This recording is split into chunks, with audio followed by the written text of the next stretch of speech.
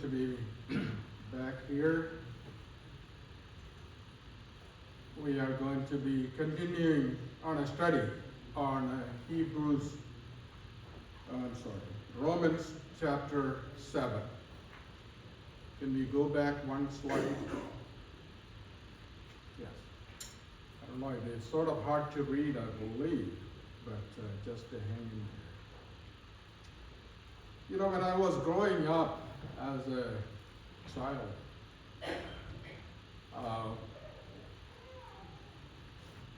my mother had 3 boys, and my older brother, he is in Trichure. I'm the youngest. There was a middle child, and he passed away at the age of 7, and I was 5.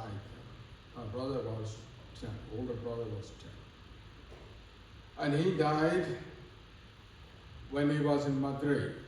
My mother took him because he had some sort of a condition, that high fever and some debilitating situation. So she took him to Madurai Hospital where Amicharian was. But it didn't last long. It's within about 4 or 5 days he passed away. And in fact, he was the very first person buried in Madurai Cemetery. And now I know there are hundreds of people in there, but my brother, that's back in 1956, he was buried there. But since then, my mother was extremely careful about my health. And so she thought I may have some issues, genetic issue, that I may also pass away. And it was a very unpleasant thought for her. So some doctor or somebody suggested that I should be fed something like a cod liver oil or shark liver oil. It's a liquid. Anybody had that liquid in their life? Mm-hmm. Yeah. Yeah. You know how that tastes. And you know, today in the market it's available, these fish oil. Considering the shark liver oil and cod liver oil, this fish oil is like candy bar. I can take that any day. So I used to have that every single day. That too, somehow she decided to give me after dinner. That spoiled my dinner and my sleep and everything with it. I continued for years, and very bad memory about it. But I knew that this cod liver oil is good for me. I hardly ever got sick or anything when I was growing up. So somehow it had some good medicinal value in it. It felt so, although I disliked it, the aftertaste was terrible, but it helped. So today's message is going to be like drinking some cod liver oil. It will be good for you, but it will be something called pedantic. Pedantic is a nice sounding word, but simply means pretty dull. That is what it is going to be. And so let's hang in there. It will be good for us, good for our soul, our spirit, spiritual life, but it may not be that pleasant to do. So may have to pay closer attention, and I trust that we would get through it. We will finish it by 12:40. Let's look at the first slide. Is it pretty clear on this one? Mm-hmm. Yeah. Okay. Yeah. We did. We covered something last week. That's from Romans 7. We covered verses 14 to 21. And we dealt with these verses. Apostle Paul wrote about himself. I am sold into bondage to sin. What I'm doing I do not understand. I'm not practicing what I would like to do. I do the very thing I hate. So now, no longer am I the one doing, but sin which dwells in me. For I know that nothing good dwells in me, that is in my flesh, for the willing is present in me, but doing of the good is not.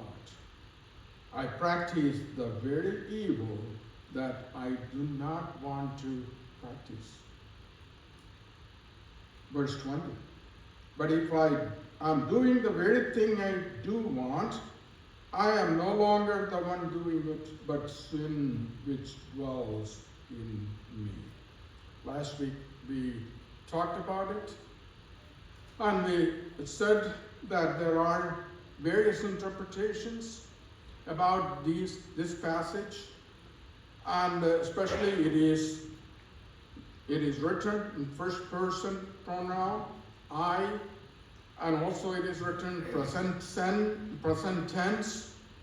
When we read anything, including Bible, we have to look at the grammar and everything, how it is written.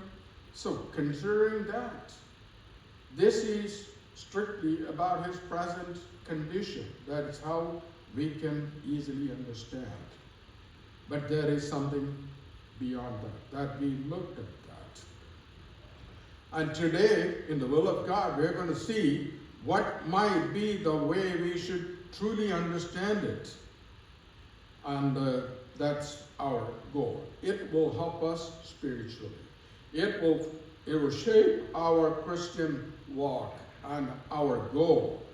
Our goal is not what we read just now, but something way more than that. Let's go to the next one.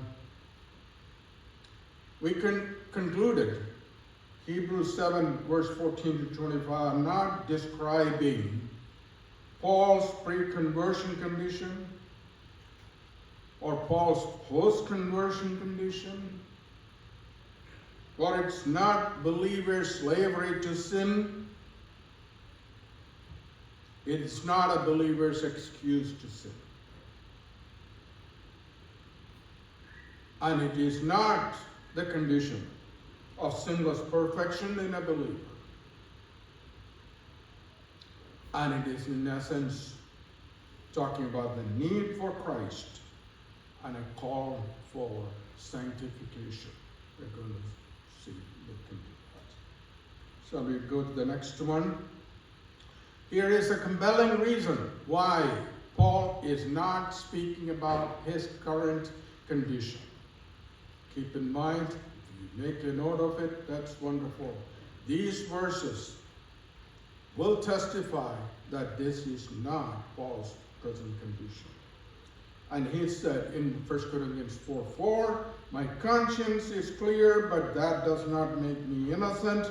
It is the Lord who judges me. Here's Paul is saying that I cannot see in me any sin, but I'm not the final judge of it. That's true. 1 Corinthians 4:16, Paul is asking, therefore, I urge you to imitate me. We cannot have Paul say, imitate me, and what we read in Romans 7, his own lifestyle. We cannot. The same thing, 1 Corinthians 11:1, follow my example as I follow the example of Christ. And also in 1 Peter 2, we read, this is Peter's writing, to this you are called, because Christ suffered for you, leaving you an example that you should follow in his steps, in Jesus' steps. And what was his step? He committed no sin, and no deceit was found in his mouth. This is the example that Peter was asking us to follow. John 3:13. He must increase, but I must decrease. These are some of the compelling reasons why we cannot read Romans 7 as his personal lifestyle or a believer's lifestyle. Continuing on that, this is what we are called for. Galatians 5:18. But if you are led by the Spirit, you are not under the law. This particular verse is very important to understand Romans 7. Galatians 5:18. If you are led by the Spirit, you are not under the law. Romans 7 is dealing with law. We are going to see that a little later on. Galatians 5:22-24, very familiar verses. But the fruit of the Spirit is love, joy, peace, patience, kindness, goodness, faithfulness, gentleness, self-control. I highlighted that because if Romans 7 is his personal experience, this is contrary to all these. There is no goodness in what Paul wrote there. No faithfulness there. No gentleness there. No self-control there. But Paul is teaching us this is a sign of the fruit of the Spirit. And also it continues. Now those who belong to Christ Jesus have crucified the flesh with its passions and desires. Crucified, that's a very powerful word. Paul had crucified his flesh with its passions. So should every believer. 2 Corinthians 5:17. If anyone is in Christ, is a new creature. New creature. Our method of operation, our instincts get changed when we become a new creation. I'd like to go more details about that. If there is time, we will do that. And let me move to the next slide. Romans 7, what should we understand? This is almost like a concluding way. I'm doing this conclusion first because in case I don't get time, I don't want to leave you without this. What should we understand about Romans 7? Verses 1-23. The law, it says, the law of God communicates to us the mind of God. 10 Commandments speak of God's mind and mankind's goal is through 10 Commandments. It is still applicable, not for salvation, but for Christian life. Still. Even the Sabbath is applicable. You know how it is? Sabbath is meant to find rest in God. The same message is still good, and God wants that. Find rest in me. That is what the Sabbath means. So it is applicable. Second, the law of God is good for the mankind. That's we see in these verses. It's good for mankind, for the benefit of mankind. There is law. That is good. The law of God, the next is, the law of God is unable to make inward changes in any person. This is the problem. The law has no power to make an inward change in a person. We know what is good for us. We know what we should do, but knowing that will not make us capable of observing it. Rather, it raises our awareness of sin. Then we realize it is sin, but we are helpless in that condition. So the law of God is unable to make inward changes in any person. But we are not left there. We will continue. We're going to see where the victory is going to be. We read at the end of chapter 7. Thanks be to God, through Jesus Christ, He alone can rescue a person by creating inward change. That's how we become spiritually minded people. He will set us free from the body of this death. We see that when we go analyze those verses. Then we come to chapter 8, and it says, therefore. Whenever we see therefore, that's a summation of something that's already spoken of. So here, therefore means one important thing. That is, God can make changes inside a person. The inward change is possible for God. Therefore, because of that, there is no condemnation for those who are in Christ Jesus. That's an eternal truth. We heard part of that even today.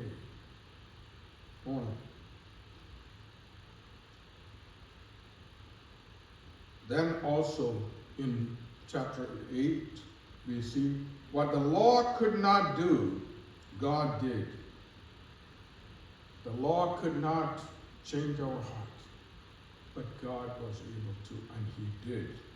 He made, the way He did was, in 2 Corinthians 5:21, He made Him who knew no sin to be sin on our behalf, so that we become God's righteousness. That's how the inward change is going to happen and that comes. When we look at chapter 8, we see this. We have the right to call God as Abba, Father. The relationship that changed.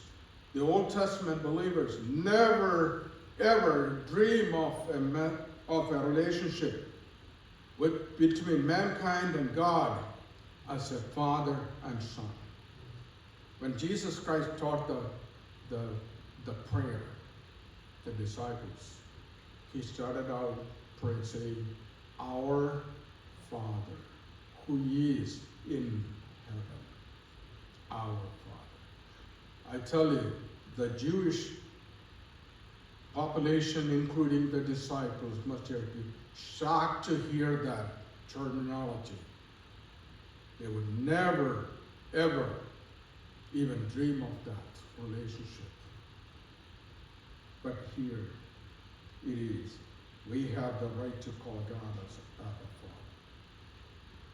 Father. And we are heirs of God and fellow heirs with Jesus Christ. We have to say, wow, that is amazing.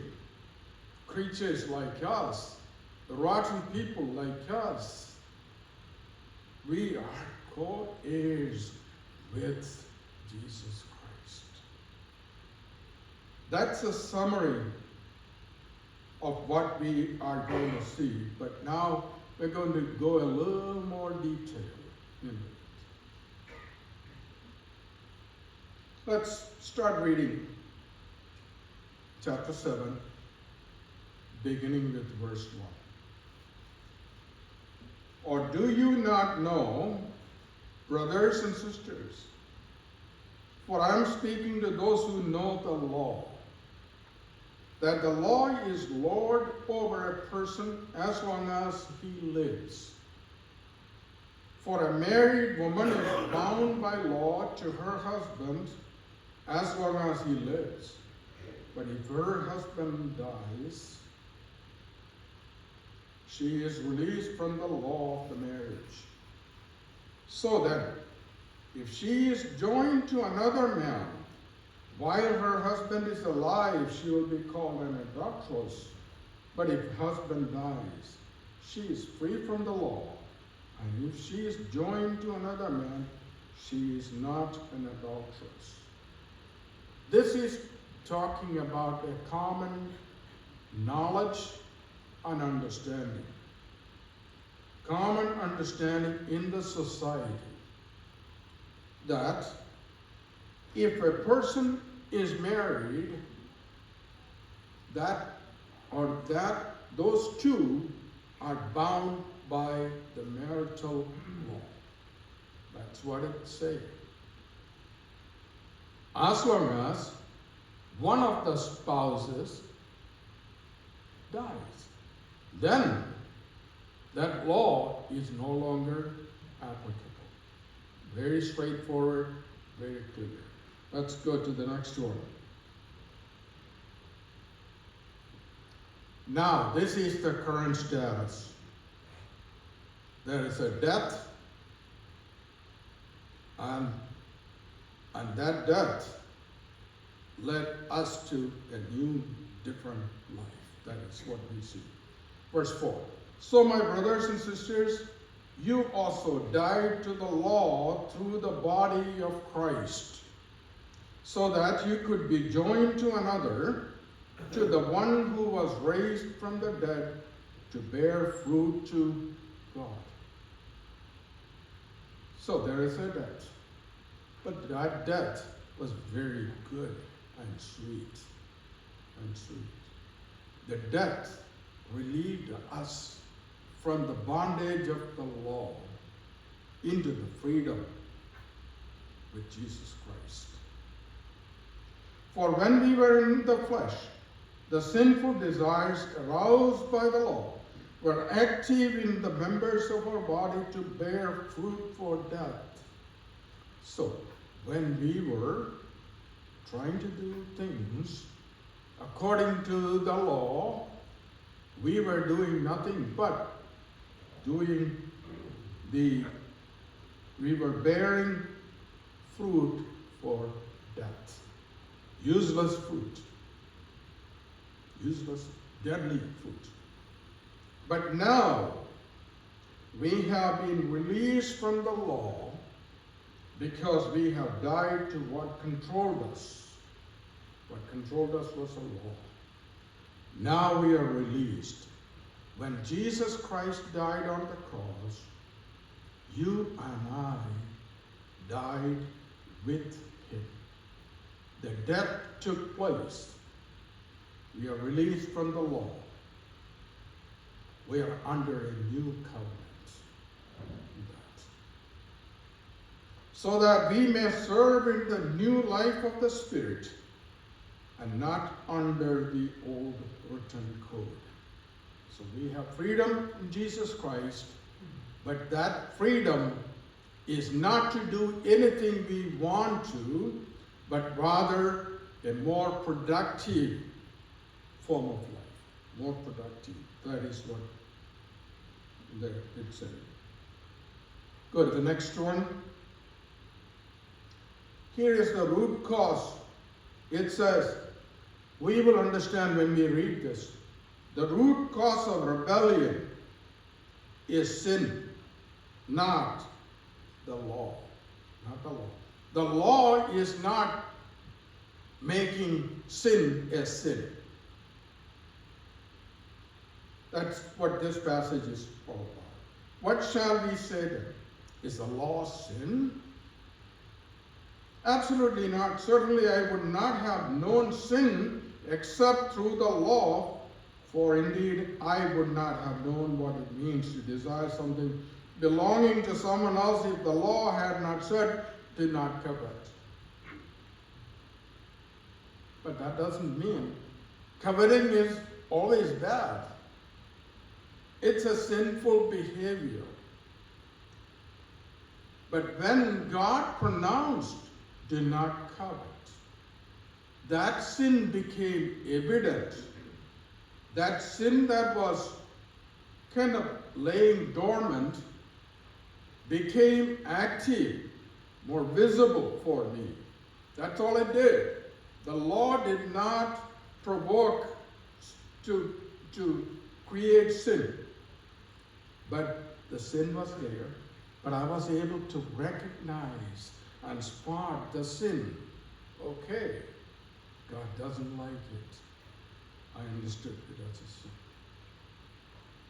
But sin, seizing the opportunity through the commandment, produced in me all kinds of wrong desires.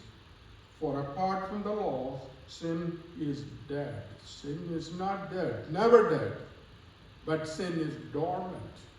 It is invisible for our eyes and recognition. We didn't know what sin was. But that didn't make it no sin. Now we became aware of sin. And verse 9, and I was once alive apart from the law. Paul is saying I was alive apart from the law. That's true. Without the law, we didn't know what's bad for us. That's all it was. So he was alive in a sense that he did not truly understand what is pleasing to God. That's all it was. Sin was there always. And I was once alive apart from the law. I felt pretty good. I thought I was doing good. But I was not doing good. I realized that now that I was not doing good. It's like I had cancer, but nothing in me is affecting that cancer. It's not affecting my routine life. So, there is no cancer in me. But there is cancer in me. I didn't know there was cancer. That's all that was Paul saying.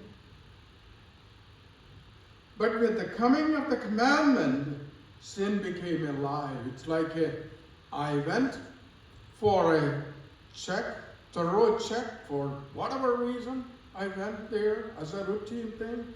Now the doctor put me through all that kinds of scope and everything. He's saying, your body is full of cancer. And I had cancer before I went to the doctor.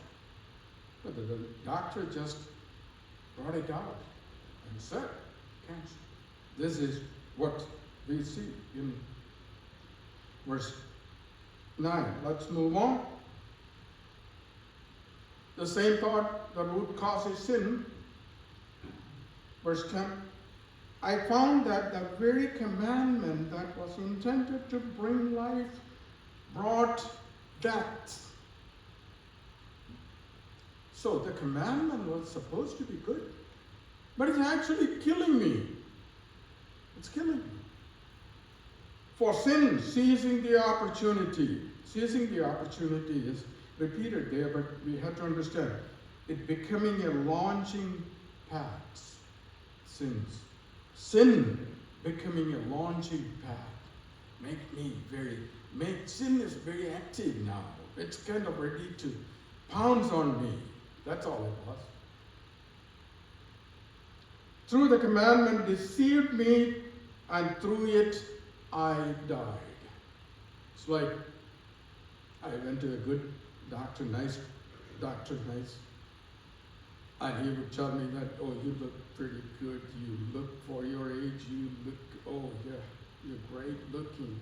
But inwardly, I had cancer. Just because the doctor was nice didn't mean a thing to me. I would rather go for a not so good looking doctor who tells me that your liver function is this way and your gallbladder is going this way and all kinds of things. You need a change. That's what the doctor, real doctor, would do. For verse 11, for sin seizing the opportunity, becoming a launching pad, through the commandment, deceived me. When we are not truthful to people, and even when we share the gospel, their sinfulness, their lostness, we are simply deceiving them. We have to tell them about the cancer.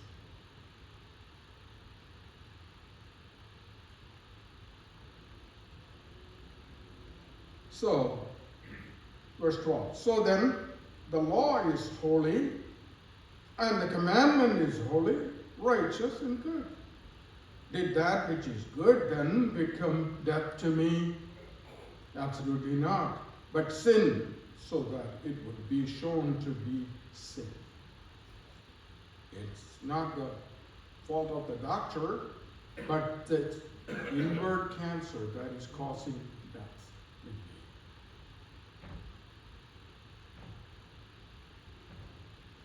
Now, so that through the commandment, sin would become utterly sinful. The sin didn't change its level of sinfulness. It became utterly sinful means it became so evident. That's all.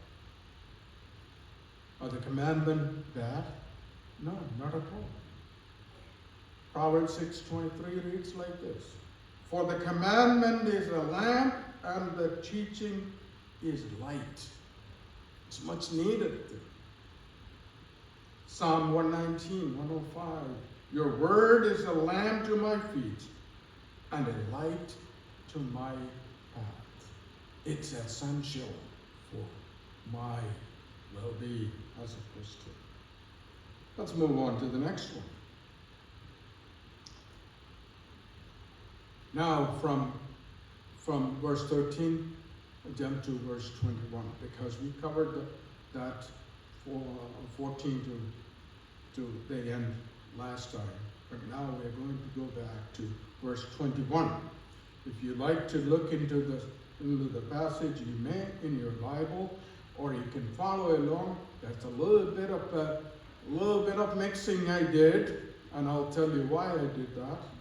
Verse 21 reads, so I find the law that when I want to do good, evil is present with me. For I delight in the law of God in my inner being, but I see a different law in my members, waging war against the law of my mind, and making me captive to the law of sin that is in my members. Paul is saying, there is something that we cannot correct in ourselves. That is there. That's the sin is raging war. The law made it evident that I'm sinful. There's death in me, but I cannot help it. I cannot do anything. Now, what I did was, down there, I put 24b. It's a typo. It's a 25b. I realized that only when I came here. It is 25b. The reason I did a little change is for our better understanding. Okay?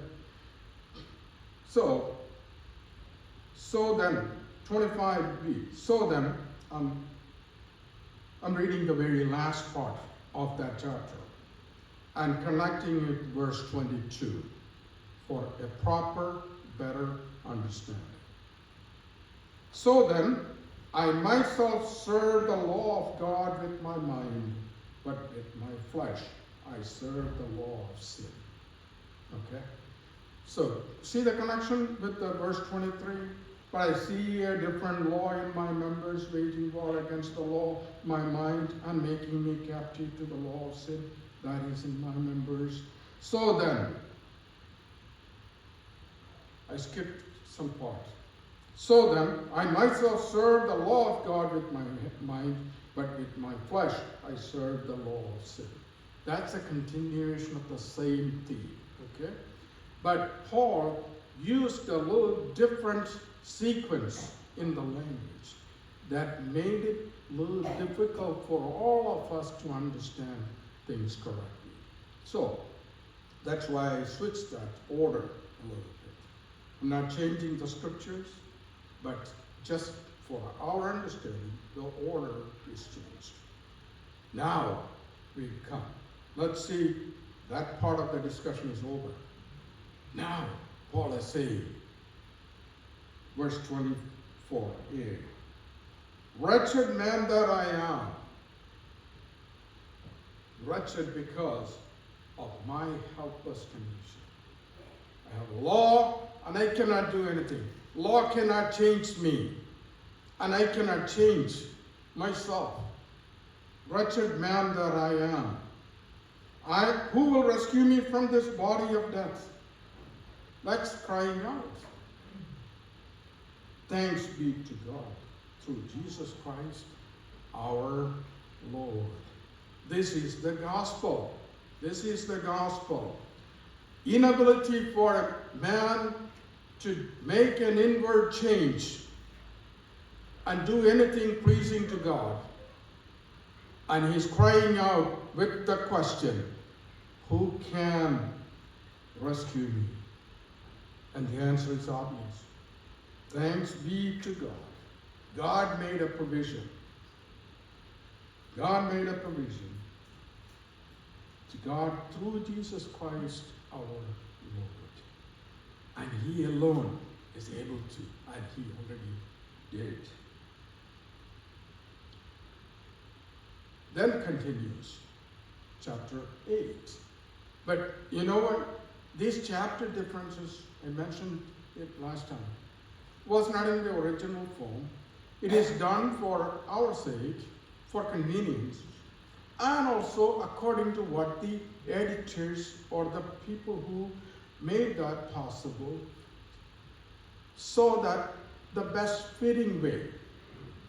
But, you know, my brother-in-law, Leslie's and Laila's brother, Raju Kunjaman, is an authority on Hebrew and Greek and many of the languages, and currently he is going to be engaged in doing some final analysis and editing on a new Malayalam Bible version that's coming up.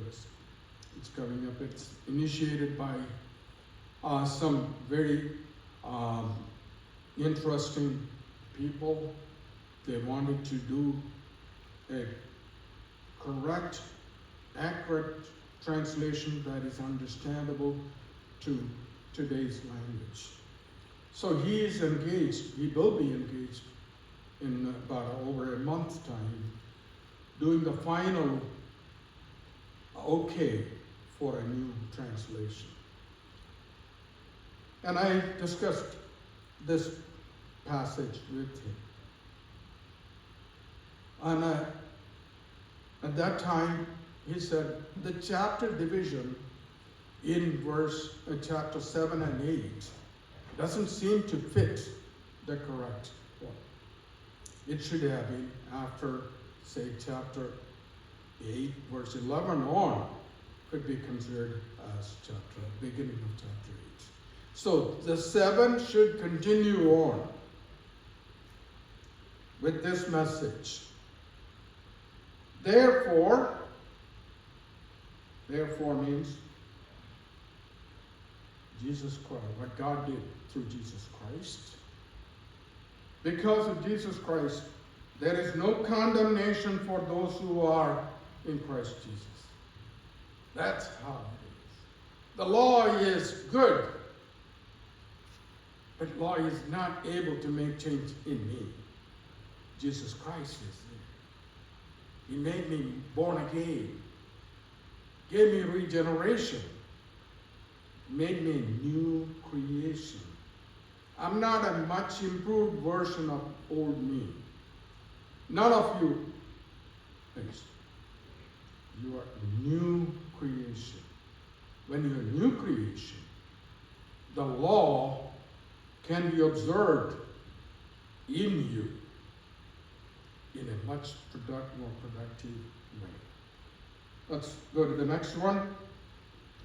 Verse 2. For the law of the life-giving Spirit in Christ Jesus has set you free from the law of sin and death. For God achieved what the law could not do, because it is weakened through the flesh, by sending his own Son in the likeness of sinful flesh. And concerning sin, he condemned sin in the flesh. This is what Jesus Christ did. So that the righteous requirement of the law may be fulfilled in us who do not walk according to the flesh, but according to the Spirit. So let's put an end. Seeking any excuse for the sin. That is not what we are called for. We are called to walk according to the Spirit, in close communion with God and his call for our life. Verse 5, for those who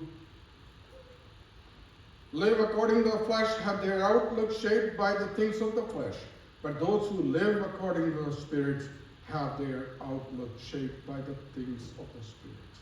Our outlook is changing. It should change. For the outlook of the flesh is death, but the outlook of the Spirit is life and peace. See what in essence is that. Once I'm in Christ, I'm no longer the same. I should be different. Changed. Next slide.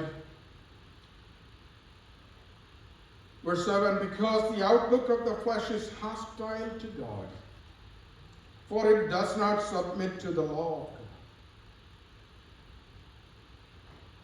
God, nor is it able to do so. You see, this is the problem. The whole chapter 7 is linking God. The Spirit is recognizing, the Holy Spirit is recognizing. It does not submit to the law of God, nor is it able to do so. Not because you are a bad person that you cannot observe. You may be a good person, but you cannot.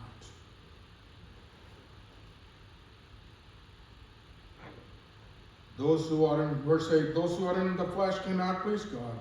You, however, are not in the flesh, but in the Spirit, if indeed the Spirit of God lives in you.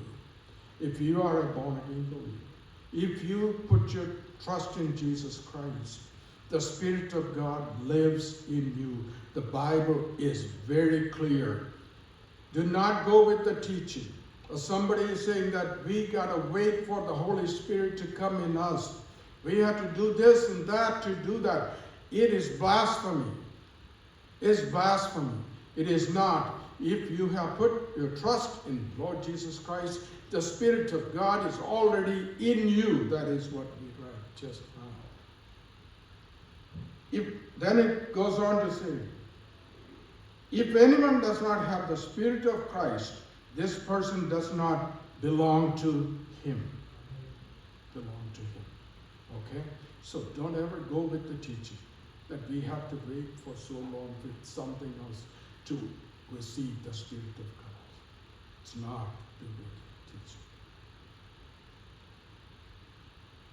Verse 10, but if Christ is in you, your body is dead. We talked about the death.